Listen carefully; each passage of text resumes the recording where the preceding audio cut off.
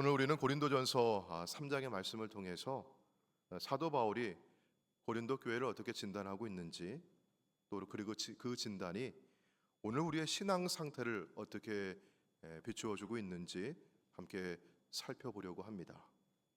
먼저 바울이 그 당시 고린도 교회 성도들의 영적 상태를 어떻게 진단하고 있는지 우리 1절부터 3절 말씀을 보겠습니다.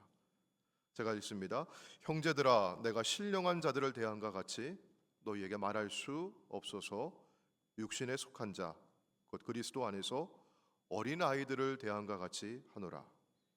내가 너희를 젖으로 먹이고 밥으로 아니하였노니 이는 너희가 감당하지 못하였음이거니와 지금도 못하리라. 너희는 아직도 육신에 속한 자로다. 너희 가운데 시기와 분쟁이 있으니 어찌 육신에 속하여 사람을 따라 행함이 아니리요. 바울은 불신자들에게 이 편지를 쓰고 있는 게 아닙니다.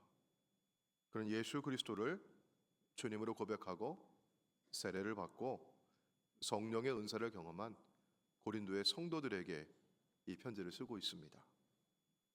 특히 고린도 교회는 성령의 은사에 대해서 매우 열정적인 교회였습니다.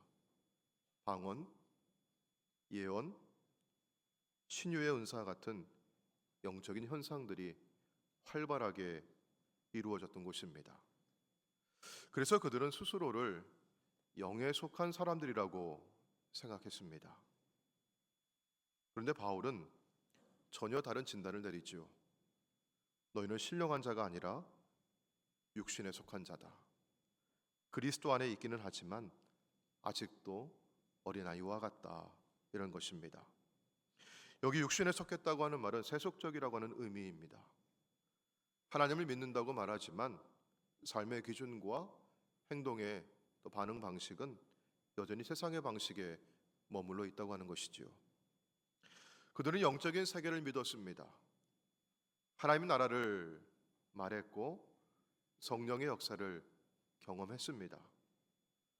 그러나 그들 안에 시기하고 다투고 편을 가르고 사람을 중심으로 움직이는 모습은 영에 속한 사람의 삶과는 너무나 달랐던 것입니다. 그래서 바울은 그들을 향해 너희는 아직도 젖을 먹는 단계에 머물러 있구나 이렇게 말하는 것이죠.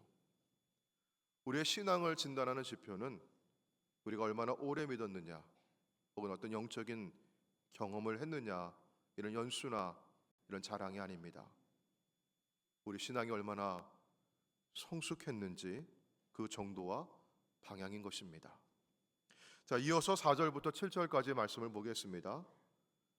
어떤 이는 말하되 나는 바울에게라 하고 다른 이는 나는 아볼로에게라 하니 너희가 육의 사람이 아니리요. 그런즉 아볼로는 무엇이며 바울은 무엇이냐? 그들은 주께서 각각 주신 대로 너희로 하여금 믿게 한 사역자들이니라. 나는 심었고 아볼로는 물을 주었을 때 오직 하나님께서 자라게 하셨나니 그런즉 심는 이나 물 주는 이는 아무것도 아니요 오직 자라게 하시는 이는 하나님뿐이니라. 고린도 교회 교인들은 자신들이 영에 속했다고 자신했지만 영에 속한 사람으로서는 할 수 없는 일, 해서는 안 되는 일들을 하고 있었던 것입니다. 대표적으로 사람을 중심으로 나는 바울파다, 나는 아볼로파다 이렇게 그룹을 나누었던 것이죠. 교회가 진정으로 그리스도의 몸이라고 믿는다면, 그리고 믿음의 가족들이 한 분 아버지 하나님을 섬기는 형제요 자매라고 믿는다면 서로 편을 갈라서 다투는 일은 있을 수 없습니다. 또 아무리 탁월한 사역자라 할지라도 그를 우상처럼 떠받드는 일도 있을 수 없는 것입니다. 그래서 바울은 단호하게 말합니다. 우리는 아무것도 아닙니다. 우리는 단지 하나님께서 사용하시는 도구일 뿐입니다. 바울은 자신을 떠받들고 따르는 사람들이 있다는 것도 알고 있었어요. 하지만 이 사실을 조금도 자랑스러워하지 않습니다. 그의 목적은 자기를 따르는 추종자를 만드는 것이 아니라 그리스도 예수를 따르는 주의 제자를 만드는 것이기 때문이죠. 바울은 참으로 영에 속한 사람이었습니다. 그래서 그는 눈에 보이지 않는 것들을 볼 수 있었습니다. 눈에 보이는 것은 바울이 심었다고 하는 것이고 아볼로가 물을 주었다고 하는 것입니다. 그러나 자라게 하신 분은 오직 하나님이십니다. 자, 이제 질문을 우리 자신에게 향하도록 해보겠습니다. 여러분은 자신의 신앙을 어떻게 진단하고 계십니까? 나는 영적인 사람이라고 말한다면 그렇게 말할 수 있는 근거는 무엇입니까? 교회를 오래 다녔기 때문인가요? 직분을 받았기 때문인가요?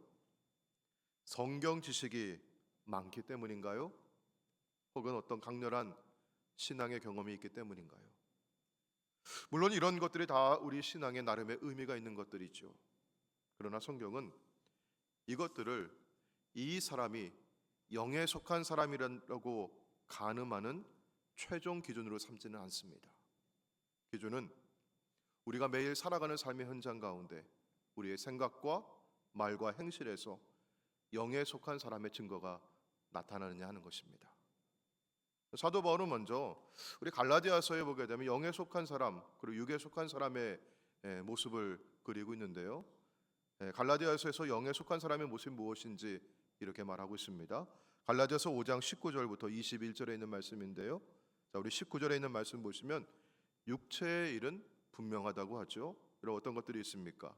음행과 더러운 것과 호색과 우상 숭배와 주술과 원수 맺는 것과 분쟁과 시기와 분냉과 당짓는 것과 분열함과 이단과 투기와 술 취함과 방탕함과 또 그와 같은 것들이죠. 여러분이 이 목록을 저와 함께 읽는 동안 여러분의 마음이 어떠셨습니까?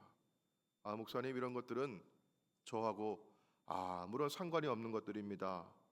참 다행입니다. 여러분 이렇게 생각하셨습니까? 아니면 어떤 일들은 여전히 내 생각과 말과 행실에서 나오고 있는 것인데 어쩌지 하고 놀라셨습니까? 자, 그런데 바울은요 이렇게 육체의 일에 속한 것들만 말하는 것으로 성경을 끝내지 않죠. 참 다행인 것입니다. 그는 우리에게 또 다른 목록을 보여주고 있습니다. 영에 속한 사람, 성령으로 사는 사람의 모습이죠. 갈라디아서 5장 22절, 25절까지의 말씀인데요. 오직 성령의 열매는 사랑과 희락과 화평과 오래 참음과 자비와 양성과 충성과 온유와 절제니 이 같은 것을 금지할 법이 없느니라.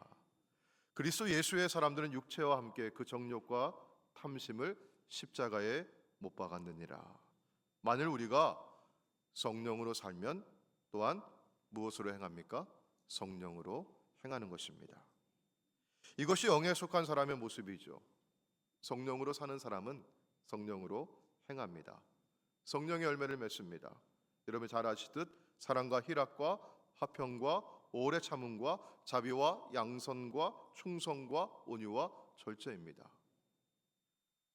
이 열매들은 우리가 억지로 만들어내야 하는 것들이 아니죠. 성령으로 살 때 자연스럽게 맺히는 열매입니다. 포도나무에 붙어있는 가지에서 자연스럽게 포도 열매가 맺히듯이 그리스도 안에 거할 때 우리 삶에 성령의 열매가 나타나는 것이 자연스러운 것입니다. 자, 여러분, 그런데 육체의 일도 성령의 열매도 다 우리 안에 우리에게 있다고 하는 사실이죠. 비록 고린도 교회 교인들처럼 극단적인 사례들은 아니지만 그만큼 심각한 것은 아니지만 영에 속한 사람에게 어울리지 않는 옛 습관들이 여전히 우리에게 남아있기도 합니다. 또한 우리는 주님 안에서 성령 안에서 또한 성령의 열매를 맺어가며 그 열매를 서로 보고 있는 것입니다.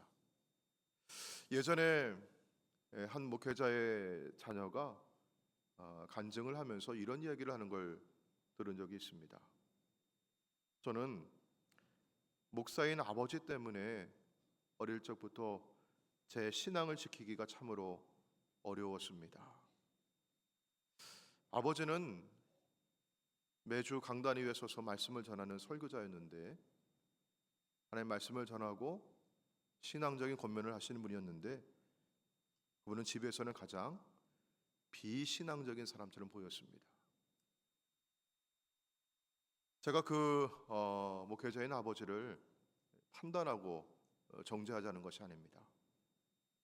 저 자신도 그럴 수 있고 여러분도 그럴 수 있는 것입니다. 그러니 이 질문을 우리 자신에게 먼저 던져보자는 것이죠. 나는 가장 가까운 사람들에게 신앙의 디딤돌이 되고 있는가? 아니면 걸림돌인가? 신앙의 걸림돌이 되는 분도 계시고, 내 반대로 신앙의 디딤돌이 되신 분들도 계십니다. 얼마 전에 주님 나라 주의 품에 안기신 우리 젊은 성도님이 한 분 계시는데요, 이분이 우리 교회 새가족 등록하셔서 한 1년 정도 열심히 신앙생활을 참 재밌게 하셨습니다. 교회 와서 예배드리고 교인들과 교제하시고 그 신앙생활하는 게 얼마나 좋았는지, 집에 가면은 아버지에게 너무 좋다고, 예수님이 너무 좋다고, 교회 가는 게 너무 행복하다고, 예배드리고 나면 여기가 천국이다 하는 그런 마음이 든다고 그런 고백을 했어요. 그 아버지가 너무 신기해하는 거예요. 그렇게 좋니? 그렇게 좋아? 예수님이 그렇게 좋아? 교회가 그렇게 좋아? 그래? 너가 그렇게 좋아하고 행복해하니 나도 좋구나. 나도 교회당 나도 나가련다. 그리고 그 아드님의 장례를 마치고 예배당에 나오셔서 꼬박꼬박 지금 예배를 드리고 계셔요. 그 아드님은 비록 짧은 인생을 사셨지만 그 아버님에게 신앙의 디딤돌이 되어 주었습니다. 그 아들이 신앙생활하는 모습이 참 행복하고 너무 좋은 그 모습을 보면서 그 아버지의 마음이, 평생 굳어있던 그 아버지의 마음이 녹아지고 움직였던 것이죠. 사랑하는 성도 여러분, 만일 우리가 영에 속한 사람으로 산다면 우리는 말이 없어도 누군가의 신앙을 붙들어주며 그의 신앙에 디딤돌이 되어줄 수 있습니다. 반면에 육에 속한 모습으로만 산다면 가장 가까운 사람들에게조차, 내 가족에게조차 하나님을 의심하게 만드는 사람이 될 수도 있습니다. 자, 여러분, 그렇다면 우리는 영에 속한 사람으로 살기를 원하십니까? 아니면 육에 속한 사람으로 살기를 원하십니까? 우리는 영에 속한 사람으로 살고 영에 속한 사람의 모습이 드러나기를 그렇게 원하는 것입니다. 자, 그렇다면 무엇이 중요한가? 영에 속한 사람으로 계속 머물러 살아가는 것이 중요합니다. 어떻게 그렇게 살아갈 수 있는 것인가? 우리가 영에 속하게 되는 것은 순간적으로 이루어지는 일입니다. 예수 그리스도를 주님으로 믿고 영접하는 때에 성령은 우리 안에 임하십니다. 그러나 여러분, 이것은요, 그 한순간에 완성되는 것은 아닙니다. 영에 속한 상태에 계속해서 머물러 있어야 하는 것입니다. 그래야만 주님 안에서 영에 속한 사람으로서 육에 속한 악습을 내려놓을 수 있고 성령의 열매를 맺어갈 수 있는 좋은 나무로 성장할 수 있는 것이죠. 자, 그러면 우리는 어떻게 영에 속한 사람으로 살아갈 수 있을까? 첫째, 이미 영에 속한 사람임을 이런 믿음으로 받아들이시고 고백하시기를 바랍니다. 내가 영에 속한 상태에 머물러 살기 위해 가장 중요한 것은 내가 이미 예수의 이름으로 영에 속한 사람이라는 사실을 인정하고 믿고 받아들이는 것입니다. 만약 여러분 가운데 아직 예수 그리스도를 영접하지 못하신 분이 계시다면 지금 주님 앞에 여러분의 마음을 활짝 여시기를 바랍니다. 이미 그렇게 주님을 내 마음의 구주로 모시고 살아가는 분들이시라면 이제는 그리스도 예수 안에서 여러분의 신분과 소속과 존재가 변화되었음을 믿으시길 바랍니다. 여러분 요한복음 우리 1장 12절 말씀인데요. 우리 같이 한번 읽어볼까요? 자, 시작. 영접하는 자, 곧 그 이름을 믿는 자들에게는 하나님의 자녀가 되는 권세를 주셨으니. 아멘. 여러분 이 말씀 가운데 영접하는 자, 곧 그 이름을 믿는 자들에게는 하나님의 자녀가 되는 권세를 주실지 몰라. 혹은 주실 것이야. 여러분 이렇게 말하고 있습니까? 아니면 이미 주셨다고 하고 있어요. 이미 주셨다는 거예요. 여러분 예수님을 영접하셨습니까? 아멘. 예수님의 이름을 믿습니까?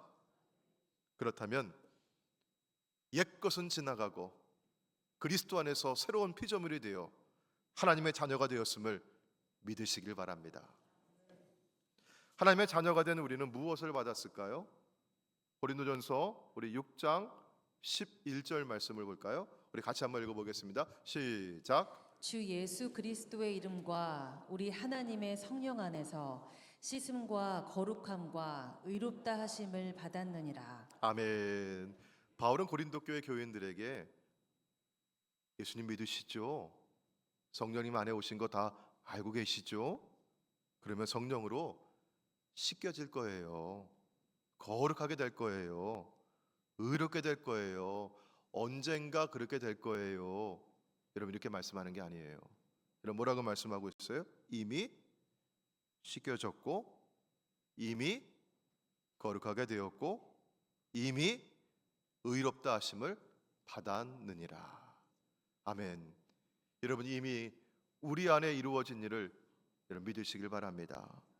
근데 여러분 이 편지를 읽고 있는 고린도 교인들 중에 일부는요, 어떤 사람은 아유 내가 무슨 내가 이렇게 살아가고 있는데 나는 아니야. 다른 사람은 몰라도 내 옆에 있는 이 사람은 그럴지 몰라도 나는 아니야. 이렇게 의심하는 사람들도 있었을 거예요.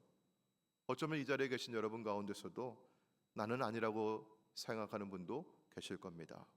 여러분 바로 그게 내가 영에 속해 있는데도 불구하고 육에 속한 사람처럼 살아가는 이유인 것입니다. 사랑하는 성도 여러분, 내가 나를 어떻게 보느냐에 따라서 다른 사람도 나를 그렇게 바라보는 것입니다. 여러분 모세가 12명의 정탐꾼들을 가나안 땅을 정탐하라고 보내었어요. 근데 그 중에 10명은요 돌아와서 뭐라고 얘기합니까? 우리가 보기에도 메뚜기 같으니 그들의 눈에도 그렇게 보일 것입니다. 여러분 그들의 눈에 보이는 게 먼저예요? 우리가 보는 게 먼저예요? 내가 보는 게 먼저입니다. 사랑하는 성도 여러분, 나는 육에 속한 자라고 자신을 보지 마시고 나는 이미 그리스도 예수 안에서 새로운 피조물이 되었다고, 나는 하나님의 자녀가 되었다고, 나는 영에 속한 사람이라고 믿고 선포하시기를 바랍니다. 여러분 그리할 때 이 선포의 능력이 있음을 믿으시길 바랍니다. 자, 여러분 저를 따라서 한번 해보도록 할까요? 우리 임원 정체성 선포문 다 갖고 계시잖아요. 여러분 여기에 첫 세 문장입니다. 우리 화면에 올려드리도록 할게요. 자, 저를 따라해 보십시오. 나는 하나님의 사랑을 받는 자입니다. 나는 하나님의 기쁨입니다. 나는 하나님의 자녀의 권세를 가졌습니다. 아멘. 여러분의 이 선포대로 매일매일의 삶이 하나님의 자녀다운 삶으로 변화되어 갈 줄로 믿습니다. 자, 두 번째는요, 우리가 영에 속한 사람으로 살아가기 위해서 그 상태에 계속 머물러 있기 위해서는 그리스도 안에 거하시길 바랍니다. 자, 우리 요한복음 15장 3절과 4절 말씀이에요. 우리 화면에 보시면은요, 자 3절 말씀 보세요. 너희는 내가 일러준 말로 이미 어떻게 됐어요? 아멘. 깨끗하여졌습니다. 주님께서 우리를 받아 주신 겁니다. 자, 그럼 4절 말씀 그 뒤에 어떤 명령이 있습니까? 내 안에 거하라. 더 노력해라. 더 애써라. 너 좋은 일 더 많이 해야만 계속 이 상태에 머물러 있을 수 있다. 주님은 그렇게 말씀하시지 않아요. 주님 우리에게 바라시고 원하시는 것은 오직 하나입니다. 내 안에 거하라. 내가 너를 이만큼 사랑한다. 너도 나를 사랑하지? 이 사랑 안에 머물러라. 주님 우리에게 말씀하시는 것 오직 이것입니다.